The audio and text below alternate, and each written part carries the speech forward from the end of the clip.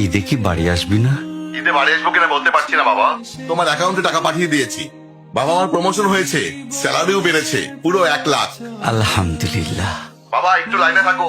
বাবা, তুমি তো বলেছিলে পিতৃদিন কখনো শোধ হয় না।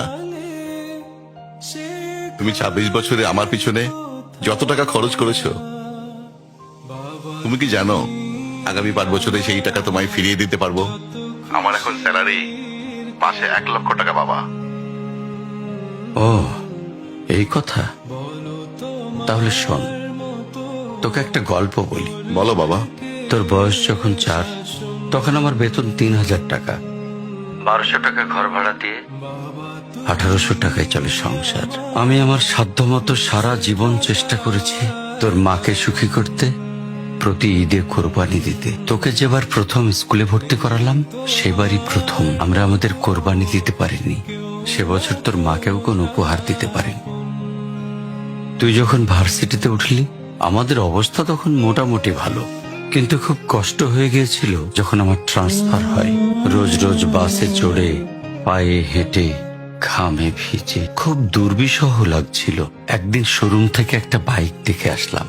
সে রাতে আমি স্বপ্নেও দেখেছিলাম আমি বাইকে চড়ে অফিসে যাচ্ছি। পরের দিন তুই বায়না ধরলি, জার্নি করতে তোর কষ্ট হয়। তোর কষ্টে আমারও কষ্ট হয় বাবা। আমি বাইকটা তোকে কিনে দিয়েছিলাম। তুই এখন লাখ টাকা বেতন পাচ্ছিস, কিন্তু মনে করে দেখ, অন্য মাইনে দিয়ে ব্র্যান্ড নিউ মোবাইলে হেডফোন কানে লাগিয়ে সারা রাত গান শুনেছিস, পিকনিক করেছিস, ট্যুর করেছিস। তোর প্রতিটা দিন ছিল স্বপ্নের মতন। আর তোর টাকা নিয়ে আমি এখন হার্টের বাইপাস করাই, ডায়াবেটিক মাপাই। জানিস বাবা, ওর মাছ খাওয়া নিষেধ, মাংস খাওয়া নিষেধ। কি করে এত টাকা খরচ করি বল? তোর টাকা নিয়ে তাই আমি কল্পনার হাট বসাই। আমি বাইক চালিয়ে সারা শহর ঘুরে বেড়াই, বন্ধুদের নিয়ে সিনেমা দেখতে যাই। তোর মার হাত ধরে চাঁদনি পশরের সেন্ট মার্টিনের বালুচরে হেঁটে বেড়াই। চুপ করো বাবা প্লিজ। আমি তোমার কাছে চলে আসবো, তোমার টাকা না। আমি তোমার ভালোবাসা তোমায় ফিরিয়ে দিব বাবা। বোকা ছেলে, বাবাদের ভালোবাসা কখনো ফিরিয়ে দেয়া যায় না। ছোট্ট শিশুর মলমূত্র মোছা যায়, আর বুড়োদের ঘরেও ঢোকা যায় না। ওকে একটা প্রশ্ন করি বাবা। ধর তুই, আমি আর তোর খোকা তিনজন এক নৌকায় বসে আছি। হঠাৎ নৌকাটা ডুবতে শুরু করলো। যে কোনো একজনকে তুই বাঁচাতে পারবি, কাকে বাঁচাবি? থাক, উত্তর দিতে হবে না।